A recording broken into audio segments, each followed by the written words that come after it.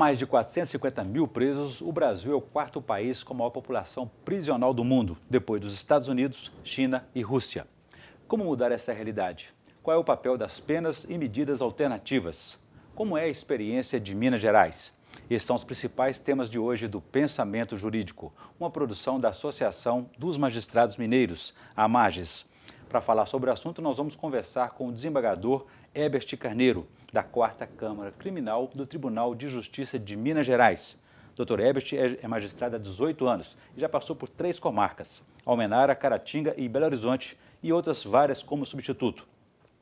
Ele também é vice-presidente da do Conselho Nacional de Política Criminal e Penitenciária do Ministério da Justiça. Dr. Herbert, obrigado pela presença, é um prazer recebê-lo aqui novamente. Eu que agradeço por mais essa oportunidade. Bom, nós temos também, durante o programa, a participação, a presença dos quadros Pensamento Universitário, no qual estudantes da faculdade, Centro Universitário UNA, perguntando sobre o tema do dia, e também o Pensamento Literário, em que o senhor vai fazer indicações de leitura para os nossos telespectadores. Mas o nosso assunto realmente é a questão da realidade carcerária prisional no país. Como é que é essa realidade, Dr. Herbert, hoje na execução penal, nas penas restritivas de direito? Há uma cultura de aprisionamento no país ainda. Prevalece essa cultura? Sim, com certeza. O Brasil ainda é bastante incipiente no que diz respeito à questão da aplicação das penas restritivas de direito, hoje penas alternativas.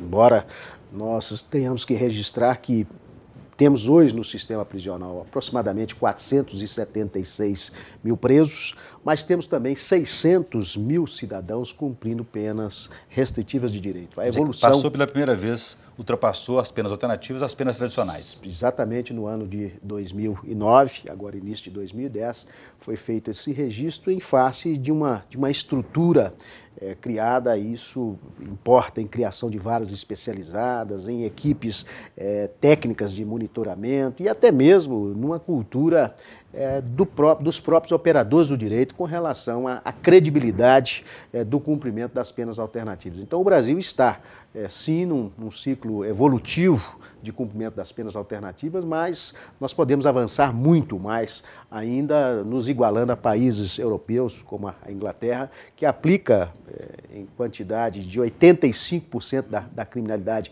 de pequeno e médio potencial ofensivo, penas alternativas. E essa foi uma das razões pelas quais o senhor participou do 6º CONEPA, que é o Congresso Nacional de Execução de Penas e Medidas Alternativas, em Salvador, no início desse mês, dia 7 a 10 de abril. Quais foram os principais resultados e quais são as preocupações dos especialistas?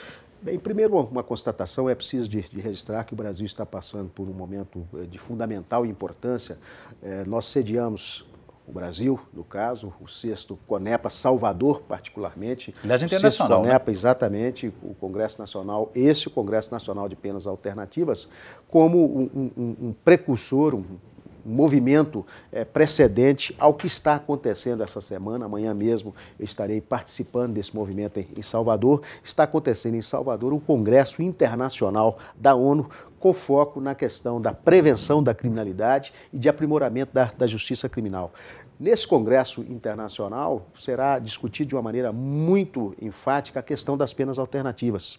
São 191 países com representação nesse Congresso Internacional, onde se discutirá as penas alternativas, como efetivamente devem ser discutidas, como uma alternativa à justiça criminal. Por exemplo, em várias situações, eu diria, foi tema de discussão, a questão da justiça restaurativa, a questão da mediação, da conciliação, a questão do monitoramento eletrônico, são temas de fundamental importância, todos eles discutidos com muita profundidade e, naturalmente, agora, nesse Congresso, a troca de informações, a troca de ideias e de práticas com outros países para que, naturalmente, o Brasil se aprimore cada vez mais na questão da aplicação das penas alternativas.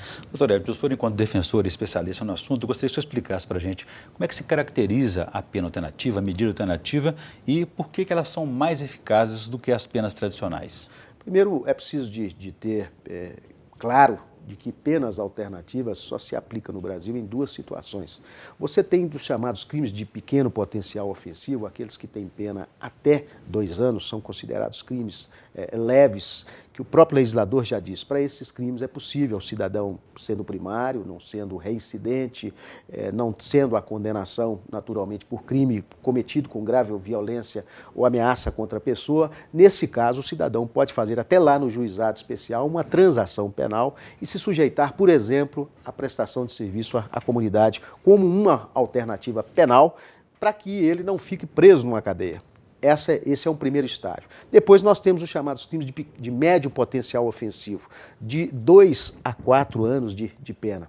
Nesse caso, o cidadão também primário, não sendo reincidente, a pena não é superior a 4 anos, ele não cometeu o crime com grave ameaça ou violência contra a pessoa. Nessas hipóteses, ele tendo antecedentes criminais que não sejam desfavoráveis, nessa hipótese o juiz pode fazer a substituição da pena privativa de liberdade por uma pena alternativa.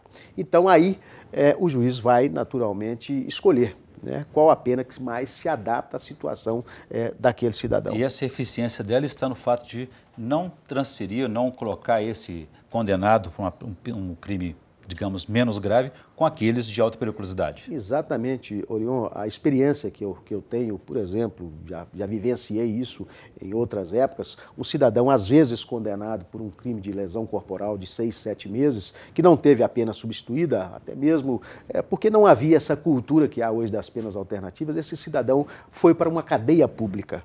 E com certeza na cadeia pública ele não passou pelo processo que a própria lei de execução penal fomenta, de ressocialização. Por quê? Porque esteve numa cadeia superlotada, convivendo com a criminalidade mais grave. Saiu de lá e cometeu crimes muito mais graves do que a lesão corporal. A pena alternativa exatamente retira o cidadão desse caminho.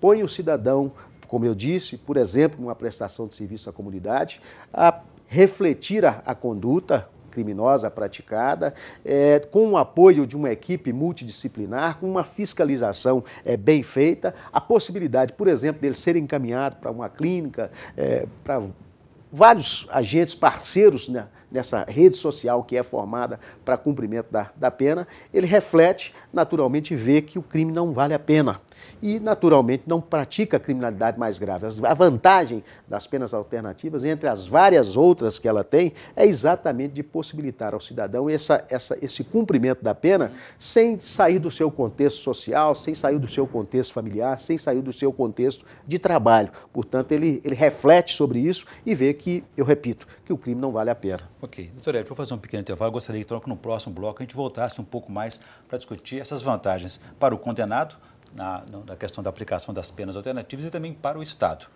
Nós voltamos então em instantes.